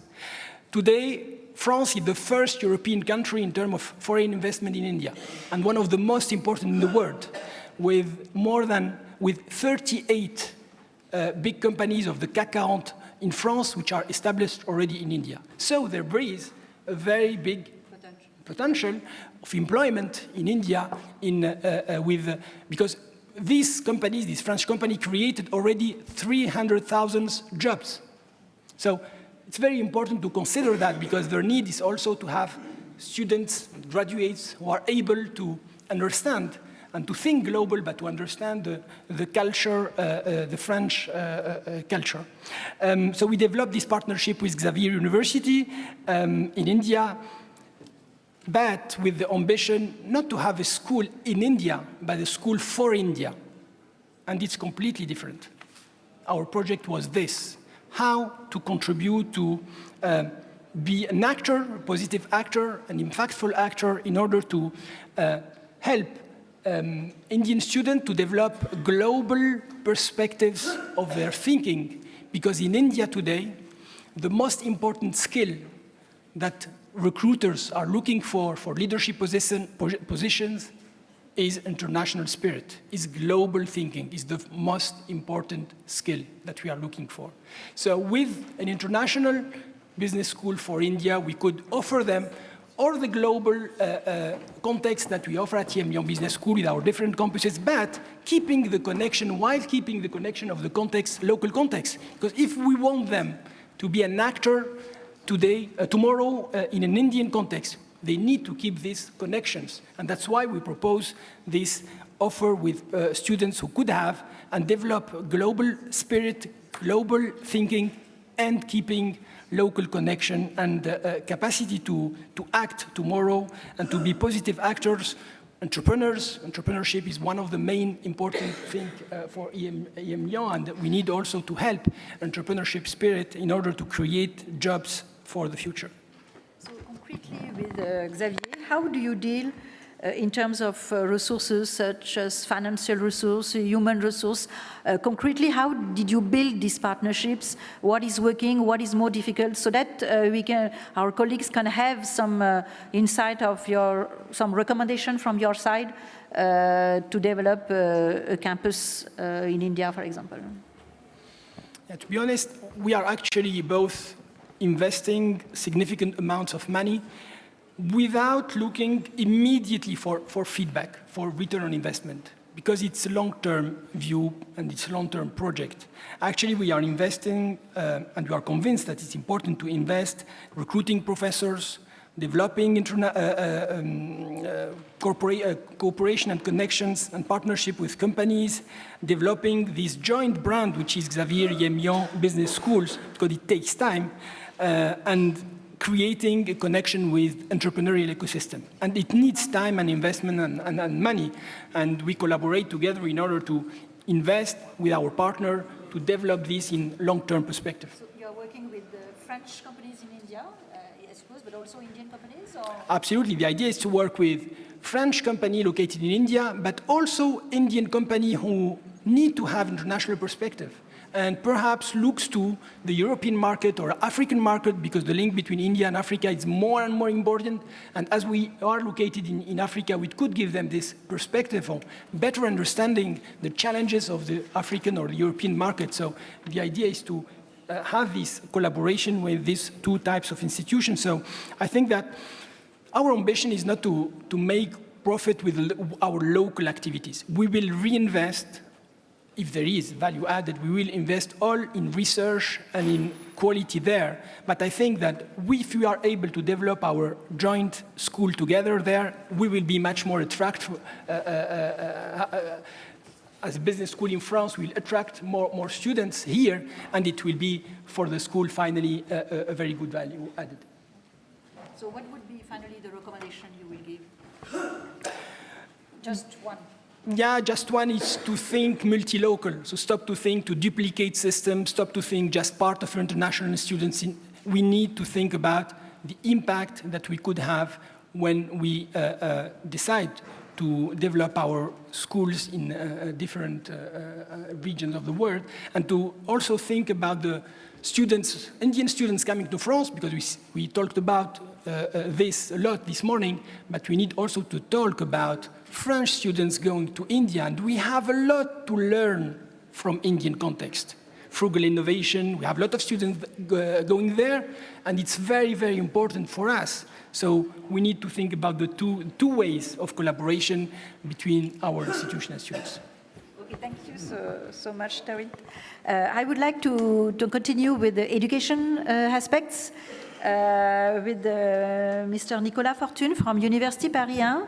So you signed an agreement for a dual degree last April. It was in Paris with the ambassador. We were there. And it is with the University of Pondicherry.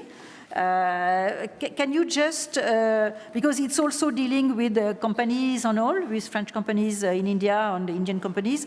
So can you explain what is the content, the originality, new, in what aspects this the joint diploma is a new model? I should say that what is practically new in the way of thinking is as you said previously, we are talking about the international spirit. We want to develop the partnership between, at the same time, universities, the University of Pondicherry and Panthéon-Sorbonne, but also partnership with business companies that will help us to finance scholarship of Indian students to come to France. And this is exactly what we wanted to do. Do you think the joint agreement we have signed on a recognition of mutual recognition of qualification between our two countries will help students from your double diploma find a job at the end of their courses, or do you think this will help, or it's only for continuing studies in the partner country? It will help because, as you said previously, we were talking about the language barrier. It's really important, and we took it into consideration by making a spot, what we call a small private online courses that will help us, the Indian students and also French students, to improve their language skills, to reach the requirements to be able to understand the courses spoken in French or English. We also develop a partnership with the high school of Pondicherry, the French high school of Pondicherry, Lycée Français de Pondicherry, the first lycée français in the world. Sorry. Yes, I will give you the answer. Don't worry. The point is, we know that the French lycée will give the skills to master, to have a great knowledge of the French, but also English. And that is why we are looking for that kind of candidature in order to be able to work at both sides of the countries, I mean India and France. They will be able to understand and to express themselves in English or in French. And thanks to the collaboration of the Lycée Français of Pondicherry. So it is actually the first tool. It's the first tool to reach that goal, but it's existing. Yes, what was surprising is that we didn't have such kind of program previously with the University of Pondicherry, knowing that we have a French lycée there. And, so it seems you took some time, no, to... Yes, actually we, I don't know if I have to say it, we needed nearly 7 years to reach the goal, to reach the image we had with the ambassador, the French ambassador, and the representatives of French university and Indian university to be settled at the same table and be happy to say we have launched a new double diploma that will enable our students to come in France or to come to India. It's just this aim we try to develop. So now we have Indian students coming to France, French students going to India. So it's. Do you think from this double diploma we can move to a joint diploma, for example, at the master level? On what would be the necessary requirement, both from the French and the Indian regulation aspects? We have to take into consideration that the LLB the Indian diploma is totally new. We try to make the exact mirror of what is said in French and in English. We try to make the same diploma. But what we...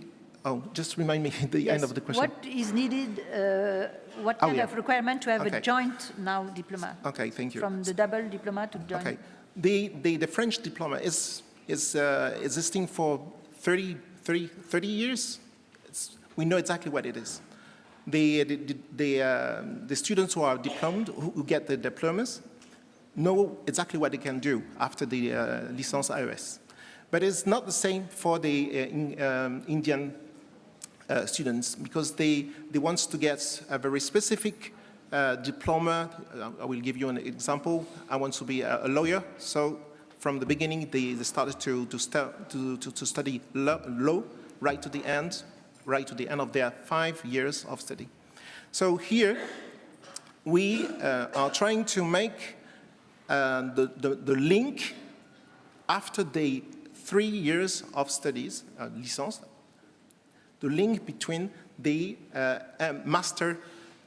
French master diploma and the equivalent of master of Indian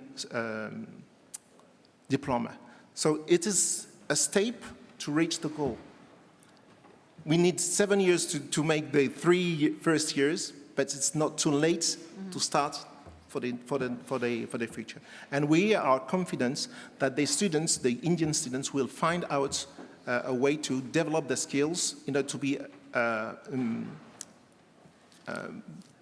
usable by the Indian companies, but also French companies. Okay. So thank you so much, Nicolas. From training, education programs, let's try to move to more research aspects. I will start with CEFIPRA. You know, CEFIPRA is the Indo-French Center for Advanced Research. It's a support organism for joint research activities. And CEFIPRA marked its 30th anniversary during the first Knowledge Summit. And in fact, it's a unique Indo-French structure. We don't have this kind of structure with any other countries in the world. It is an instrumental to subject-specific project of excellence. And we all hope that after the 30 years of sponsoring, supported, funding project of excellence, we are going to move forward in the same line, but we need, Purnima, to transform little CEFIPRA and to adapt it as to our new demands. You know, our leaders are asking to work on specific areas of priorities. So I wanted first to tell that Purnima Rupal is director of CEFIPRA since now almost 1 year, we can say. To start, can you just give us an idea of what are the activity of CEFIPRA during this year, in terms of course, programs supported by CEFIPRA, but also in terms of mobility, because mobility of scientists, for example. Can you briefly tell us what was the activity this year? Thank you, Adele. Good afternoon, everyone. Since our inception, we started out with the funding joint collaborative research projects. Excellent projects. I'm sure many of you in the room would have benefited from our funding, and I'm happy to see some familiar faces here. But as years passed, so after around 15 years, now we are moving from being just a funder to more like a facilitator of programs. And as you know, our national priorities also change. We have been moving from translating. It's very important to translate the research and the outcomes of the collaborative research that has been put into. So we are now moving into the industry-academia collaboration program research. We are supporting a lot of industry participation, which means that in all our consortia that we support, it's mandatory to have an industry partner, which means that we are also seeking some support, not only, for now it could be all funded by CEFIPRA, because the funding is by both the governments. And in India, of course, you would know that a lot of research is publicly funded. Most of it is. And the good news is that the funding is going up every year. So this year also we got a very big allocation for research collaboration. And but the thing is, we need to match the funds from both sides. So I'm getting equal support from the French side as well. So we'd be happy to support more of these industry-oriented projects. So this is one of the programs that we have, the Collaborative Scientific Research Program and the Industry-Academia Research Partnership programs. Apart from that, we also fund some workshops, seminars, joint workshop seminars under both these programs. We also support some specific mobility student programs, which is called the Raman Sharpak Fellowships, out of the funds that we have. We have, once in a while, we fund some, very specific program. For example, with Soleil, we funded some Indian students. We also supported some students to go and do some summer, programs at the Essonne school. So these kind of programs have been supported always. So always. In and global, there's just one more I would like to add is the targeted programs. So they are the funding agencies in both the countries. They have these specific MOUs, and we've been supporting programs of that kind as well. So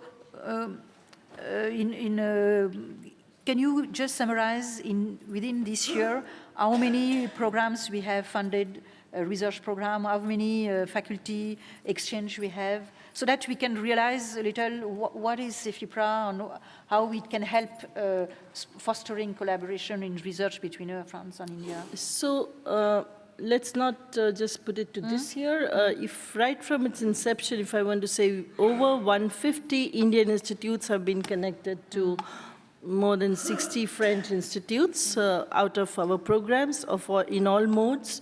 And then we've supported something like over 550, or let's say even 600, it's touching 600 now, collaborative research programs. Over 35 of these, we have a lot of patents and publications out of these programs. So, and we've connected a lot, supported a lot of students. The unique program is that we support a lot of PhD students who work under these programs. So they have been able to complete their PhDs in these programs, mostly Indian in France.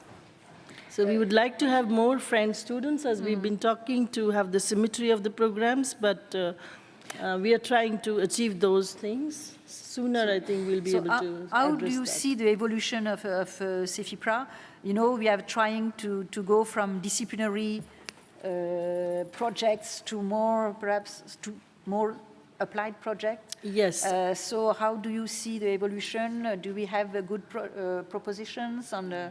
Yeah, I think we need to, rather than being very specific about areas, we can move to multidisciplinary. Yes. That's something we are already addressing.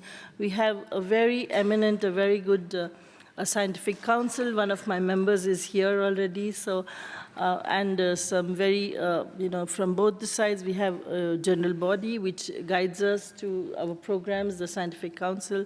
So we keep addressing, taking up, we cannot take all the areas of science, technology, and innovation into our each call, but as we progress, we try and address as many areas as we can. So, for example, now we have, I think, 3-4 applied yes, I think AI has been that are true. That are now priority for Indo-French cooperation. This is the first year we launched this kind of. So, is it working? You think there are good response from the academia? I think we've been able to, filter down the number of the calls were really increasing. So it has actually helped us manage the call very efficiently by reducing the narrowing down to the number of areas, and also we can support more areas in more projects under a particular project. Thank you so much, Purnima. So we are still going to remain on the research aspects. I would like now to speak to Mrs. Nakita Vajani from ANR. So ANR is the main French support organization in terms of research cooperation, collaboration in France. And ANR is also open to international cooperation. So Nakita, can you tell us what are the criteria to have one country as a French partner? Are there any specific criteria? Are they thematic based? So can you explain us how this works for international cooperation? For sure. Thank you very much, first of all, for the invitation, and I'm quite happy to be here and to understand what we are doing at International and to answer your questions. First of all, you have to know what is ANR. So you said we are a funding agency, research funding agency, based on all competitive funding. So we have, and we are funding research in all areas of science.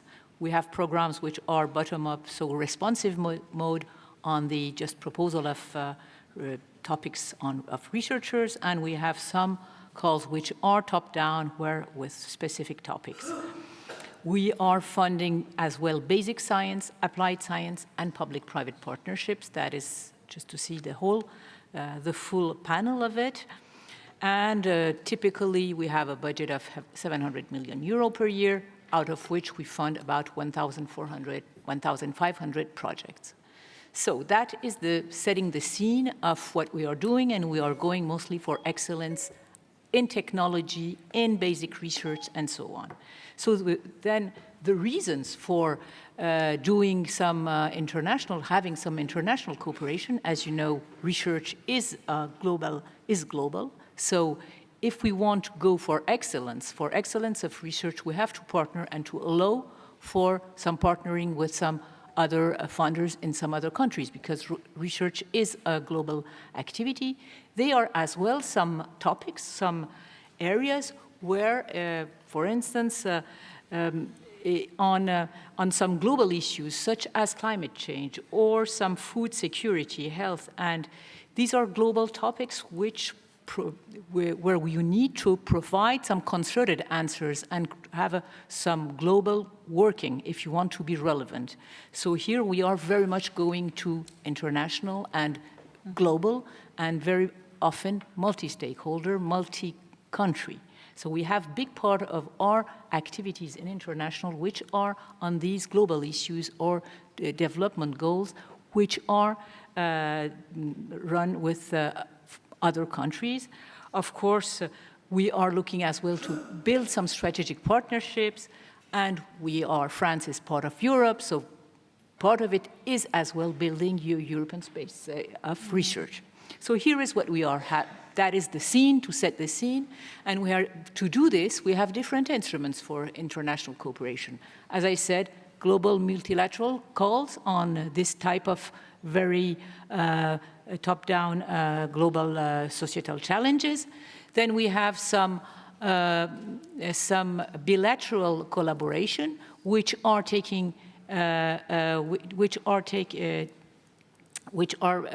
implemented through inside our generic national calls and works with some counterpart countries with some bilateral agreements where each one is funding its own scientists. And then we have as well some bilateral calls on very strategic issues. So if now I come to India, now I'm just focusing to India and saying, what have we done?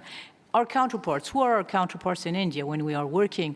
The counterparts as funders are the DST, or the DBT when we are talking about life science, or the Ministry of Earth Science when we are looking with environment. And if we are talking about social science and humanities, it is as well the India Council for Social Science Research, for instance. And we have had like this since 2009-10, we have funded like this about 21 projects in area of social science, in infectious diseases, in climate change, in sustainable agriculture, food security, biodiversity. So you recognize big part of challenges where you have there.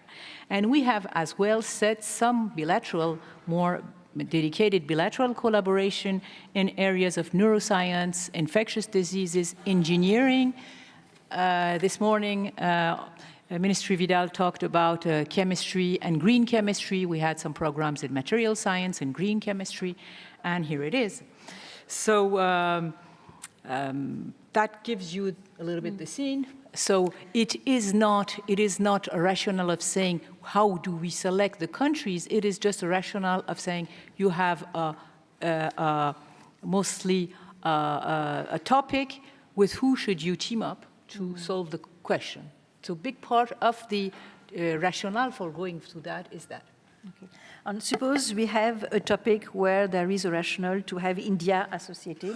Yeah. So what do you expect from the Indian academia, laboratories, proposals? What kind of project proposal you expect to be sure that we have a good program?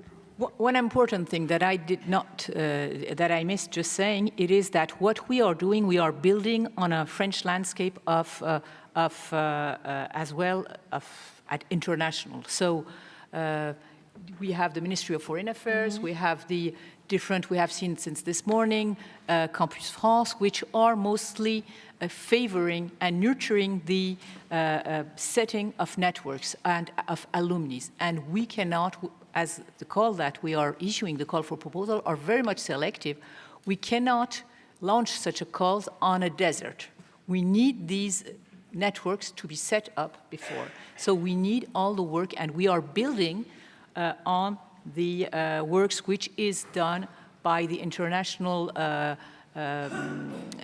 activities of research performing organization, of the Ministry of Foreign Affairs, of the Ministry of Research, who are preparing the communities. We are not funding mobility alone. We are funding big research projects where you have, of course, PhD student, postdocs, which is included inside the whole project. This is what we are looking for, and so we can fund. So the knowledge, the base, the center is the research, the science. And so for this science, to solve the problem, if you, whoever you need in India or in France, you have to bring the good partners, which are pertinent, and then that makes the project. And each country is funding its own. And what I have to say is that when we are collaborating on a bilateral basis, A&R on the implementation side. For the funding, we are teaming with the funders, but on the implementation side, we are working with the CEFIPRAC, who is implementing the calls on for the Indian side. So the Knowledge Summit can be a good platform, according to you, to have this kind of... I'm quite happy to see, for instance, on topics such as artificial intelligence or cybersecurity, or these areas which have been come up this morning, that there are some initiatives which are coming, looking for having some common education in this area, then having some common networks. We would need all this environment in order to have strong relationship between and strong knowledge between the communities to be able to compete and have present good projects. This is all the work we are jointly so that we are doing this. Working on the basis of what you are doing here. So thank you so much, Nakita, for your support, and we look forward to continuing the work with you on that respect. So now we spoke about a new format of training, new financing possibility for science and technology. Now, if we put the company at the center of the landscape, I would like to invite and welcome Julien Henry, head of Dassault Skill Academy. Julien, could you kindly tell us more about Dassault Skill Academy? What is Dassault Skill Academy, and why you are here to share the experience? Yes, to share your experience on that. Thank you, Adele, and thank you for inviting me, and thank you, all of you. The objective is really to share our experience in beginning the Dassault Skill Academy. First of all, many of you knows about Dassault Aviation. Many of you don't know anything about Dassault Aviation. It's important to know that we are, at our level, a small company. Only 8,000 people are working in France, compared to Airbus, compared to Safran, compared to Naval Group. It's quite a small company, but it's the only company in the world able to design and military aircraft, business aircraft, unmanned without pilot aircraft, and that's a very, very huge, ambitious company. We have succeeded in selling Rafale to India. The first Rafale was given to India Army 2 weeks ago, and now the pilots and the mechanicians Indian are preparing themselves in Bordeaux with Mr. Bruno Penaud here. And with this contract, the Indian government asked us for offset. The offset program is really a very big opportunity for India to progress in the aeronautical domain. And because we are obliged to follow this offset program, we decide to create the Dassault Skill Academy. The Dassault Skill Academy, you can imagine it as a node of network to merge partners from France and from India to bring the skills that we will need to build and to produce aircrafts in India. Because of this offset program, the main objective is to build a new company in India to build aircrafts. When we say to build aircraft, we say to build aircrafts as they are built in France in Dassault Aviation Company. It's impossible for us to try to build aircraft, to produce aircrafts at lower levels than they are made in France. So the solution is the only solution is to bring our processes, our skills in India within a new culture, within a very different culture from France.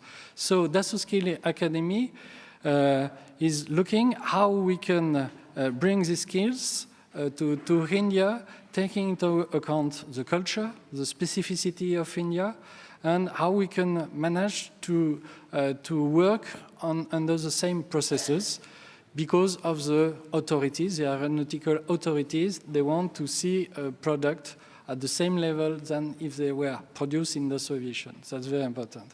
So we looked at the skills in India, aeronautical skills, and the first thing that we discovered was the fact that for the medium level and high level population, there is no problem. In India, there are skills. You have educational institutes that work on aeronautical domains. But when we look at the down level, the fitters level, there is no academic syllabus for this level. You have, in the ITI, you have mechanician trades, you have many trades that could be connected to aeronautical, but the specificity of aeronautic is not taken into account. So the first thing that we decided was to build a trade, 2 years specific trade at ITI level, grade 10+2. It's a 2 years program that we will bring into India with our French partners. And it has been started in Nagpur, in the government ITI Nagpur, and it will be developed all over India within the 2 or 3 years, using NSTI Chennai to train the trainers, using the NIMI to develop the materials, the courses materials. So that's the first step we have done. Of course, we could have decided to make our own Dassault Academy inside the companies that we have built in India, in Nagpur, the DRAL company. But because of the offset obligation, it was better to work with the governmental and public institutes. And of course, we won't make all the aircraft in our company, in our Indian company. We'll need the help of subcontractors, suppliers, and if we work only for our company, we won't be able to succeed in our project. So we need to develop the aeronautical skills at this first level. That's the first point. For the medium level and higher level, which is bachelor level and master level, the idea is to help a small number, very few number of institutes in India. College of Engineering of Pune is the first one, but we have 2 other institutes that for us are strategic. It's really a strategical choice, only to work with a few institutes and to bring them our own French academic partners, because we know that our French academic partners, ISAE ANSMA, Estia, CESI, ISAE Super-Héros, they know us. They know how we work, they know our culture, they know our skills, and it will be, with those kind of partners, it will be easy to work with Indian partners to make really the skills that we need for the new aeronautical products and for the things that we will develop in India. So we decide to make what we call a network of excellence. That means Dassault Aviation will work with an Indian institute and with 2 French partners. The 2 French partners will be chosen to help the Indian institute to develop their skills in a special domain. For College of Engineering of Pune, it will be the domain will be aeronautical global design, integrated design from engineering to maintenance. The difficulty when you design an aircraft is to take into account the fact that what you are designing will be manufactured and will be maintained. So at the first beginning of the first draw, you have to take into account all the life of the plane, of the things that you have designed. Okay, so with the College of Engineering of Pune, we will make this network of excellence that consists in making a center of excellence, bringing them means to be able to learn about these new activities, to be able to share with the French professors and the French institutes the skills, to have long-distance courses, to have also workshops to help them, And this will be the first thing that we want to make. The second thing is to